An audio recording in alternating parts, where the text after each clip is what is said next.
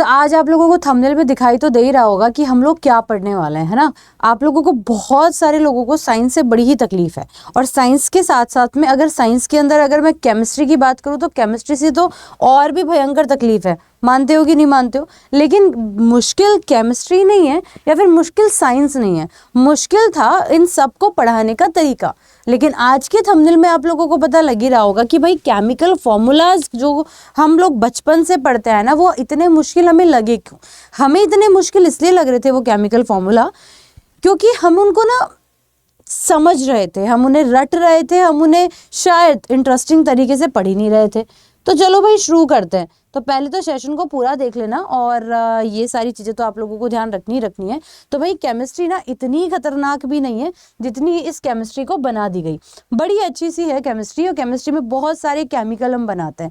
Chemical जैसे कि आप लोगों ने बेकिंग सोडा सुना होगा, बेकिंग पाउडर सुना होगा, वॉशिंग पाउडर सुना होगा या वॉशिंग सोडा सुना होगा, NaCl सुना होगा, सोडियम हाइड्रोक्साइड सुना होगा, पोटेशियम हाइड्रोक्साइड सुना होगा, कैल्शियम सल्फेट सुना होगा, जिप्सम सुना होगा, POP सुना होगा, H2SO4 सुना होगा, HNO3 सुना होगा।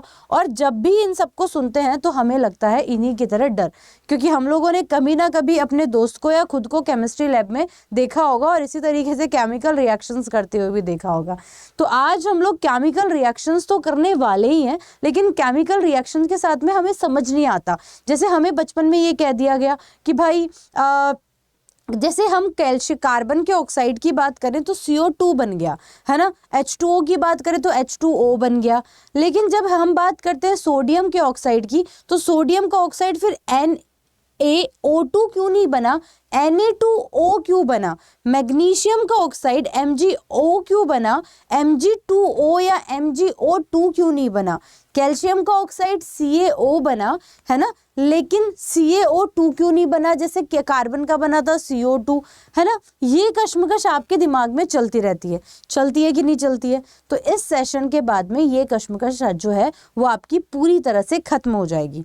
लेकिन उससे पहले आपको कुछ 2-4 चीजें मुझसे सीख लेनी है। कैसे, क्या और किस तरह से सीखना है, आइए एक बार नजर डालते हैं।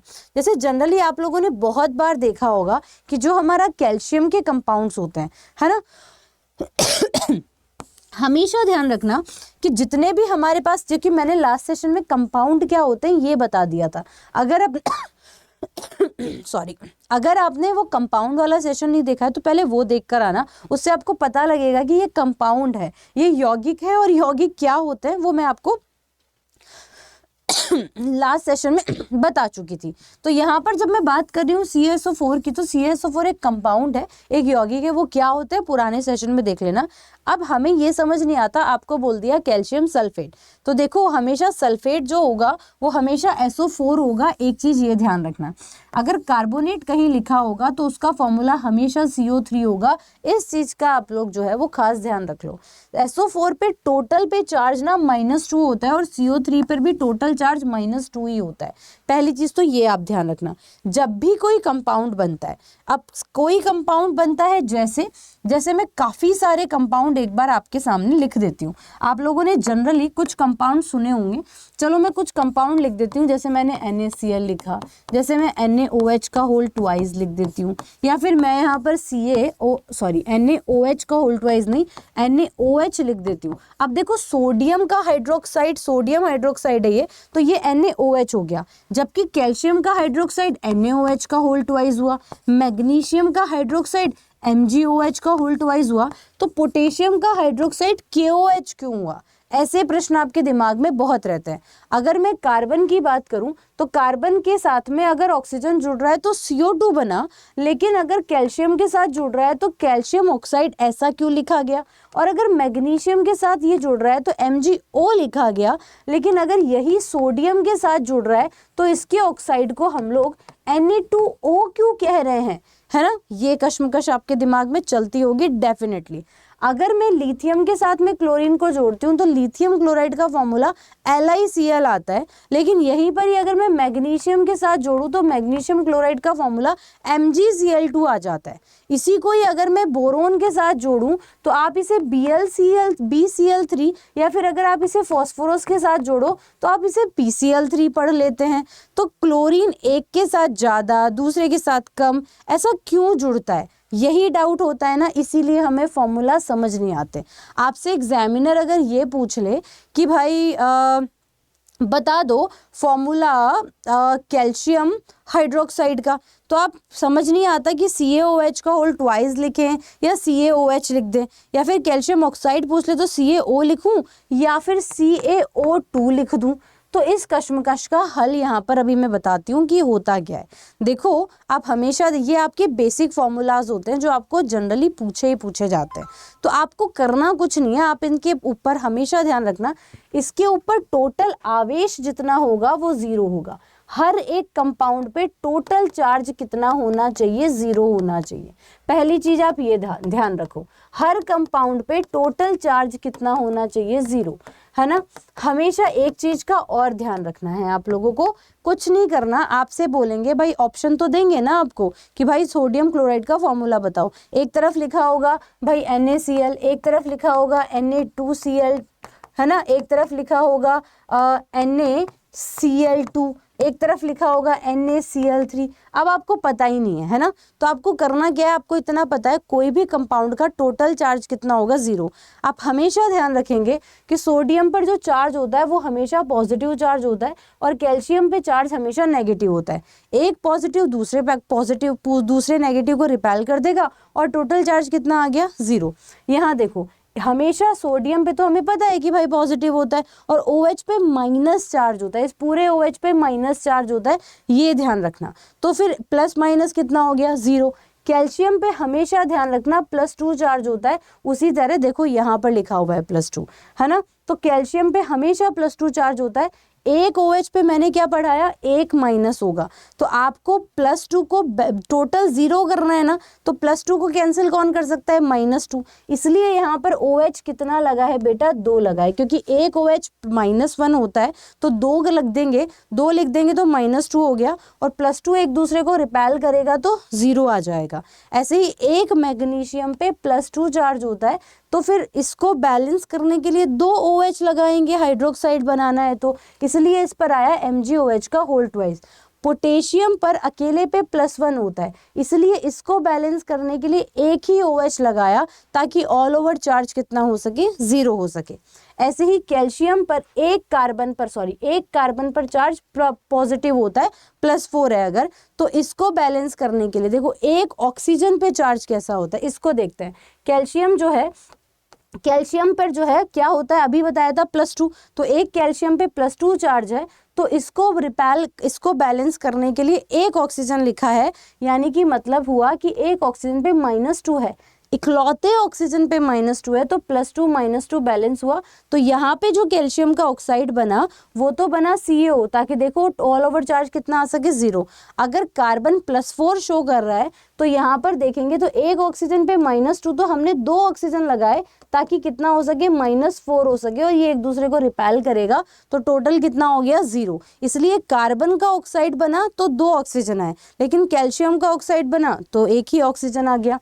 मैग्नीशियम पे देखो कितना था, +2, तो यहाँ पर कितना हो गया, -2। तो आपको जब भी बोले कि मैग्नीशियम ऑक्साइड का फॉर्मूला क्या है, तो आपको 4 ऑप्शन तो देंगे, आपको बस चेक करना है कि भाई ऑल ओवर चार्ज किसका 0 है, इसका ऑल ओवर चार्ज 0 है, इसमें एक सोडियम पे +2 है ना, यहाँ पर 2 था तो ये +2 और ये तो एक ही हो गया, इस पे ऑल ओवर चार्ज 0 हुआ ही नहीं। यहाँ देखो ये तो प्लस हो गया लेकिन ये -2 हुआ, तो इस पर भी ऑल ओवर चार्ज 0 नहीं हुआ। ये प्लस हुआ लेकिन ये तो -3 हो गया, तो इस पर भी ऑल ओवर चार्ज 0 नहीं हुआ। तो हमें समझ आया अच्छा कि यही फॉर्मूला बिल्कुल सही फॉर्मूला है। अब देखो एक सोडियम है, एक सोडियम पर कैसा चार्ज होता है, अभी पढ़ाया था +1, लेकिन यहाँ पर हमें पता है कि एक ऑक्सीजन पे -2 होता है, इसलिए हमने सोडियम कितने लगाए 2, ताकि ये बैलेंस होकर ऑल ओवर चार्ज कितना कर सके 0। तो जब भी किसी फॉर्मूला के बारे में पढ़ना हो तो हमेशा ऑल ओवर प्लस माइनस करके देख लो। लिथियम पर भी प्लस चार्ज होता है, इसलिए एक क्लोरीन पे माइनस चार्ज होता है, तो क्लोरीन तो पढ़ा ना हमने माइनस होता है, तो लिथियम एक ही क्लोरीन क्यों आया, क्योंकि लिथियम पे प्लस ही चार्ज होता है। मैग्नीशियम पे +2 होता था, एक क्लोरीन पे माइनस था, तो इसको बैलेंस करने के लिए 2 क्लोरीन लगाए गए ताकि ऑल ओवर चार्ज कितना हो सके 0। बोरोन पर +3 चार्ज होता था, तो इसको बैलेंस करने के लिए 3 क्लोरीन लगे ताकि जो है ये +3 -3 0 हो सके।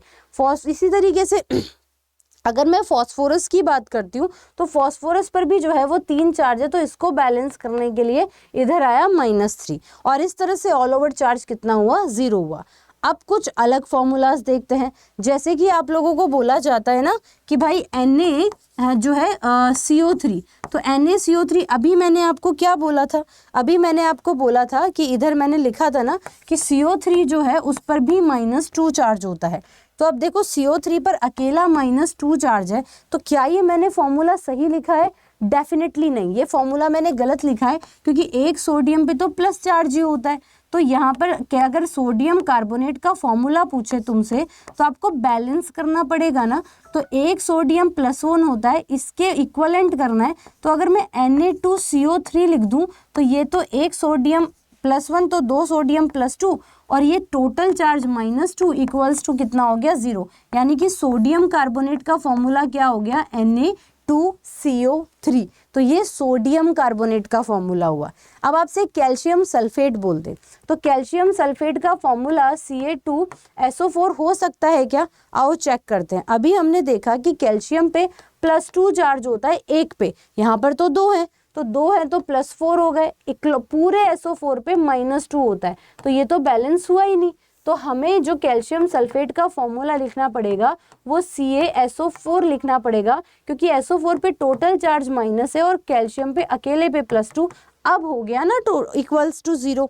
आई क्या बात समझ में? तो इस तरह से हम लोग फॉर्मूलाज को क्या कर सकते हैं, समझ सकते हैं। रटना नहीं है, समझना है कि कैसे एग्जैक्ट कंपाउंड होता है। हमें कभी कभी समझ नहीं आता ना यार कौन सा ही कंपाउंड होगा।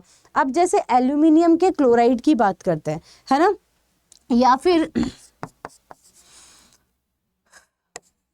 अगर मैं बात करूं Al2O3, ये बेसिकली एल्यूमिनियम का ऑक्साइड था। आपसे पूछ लिया एल्यूमिनियम के ऑक्साइड का फॉर्मूला बताओ, आपको ऑप्शन दे दिए एल्यूमिनियम के ऑक्साइड का फॉर्मूला बताओ, आपको ऑप्शन दिया AlO2, आपको ऑप्शन दिया Al2O3, है ना, या फिर आपको दे दिया Al2O, या फिर आपको दे दिया Al2O3, या फिर आपको दे दिया Al3O2। अब हमें तो पता नहीं है, हमें इतना पता है ऑल ओवर 0 होता है। एक एल्यूमिनियम पे +3 चार्ज होता है, एक एल्यूमिनियम पे +3 चार्ज है, तो हमें यहाँ पर देखना है एक ऑक्सीजन पे कितना चार्ज होता है। एक ऑक्सीजन पे हमारे पास में जो है वो कितना चार्ज होगा भाई, -2 है अगर, तो फिर 2 पे कितना हो गया भाई -4। तो देखो ये भी बैलेंस नहीं हुआ, तो ये भी यहाँ पर कितना हो जाएगा बेटा 0 हो जाएगा, द फर्स्ट वन। तो ये तो मैडम नहीं होगा। फिर हमने कहा एक एल्यूमिनियम पे कितना होता है +3, तो 2 है यहाँ पर, तो कितने हो गए +6, और एक ऑक्सीजन पे -2, तो इसका भी ऑल ओवर 0 नहीं हुआ।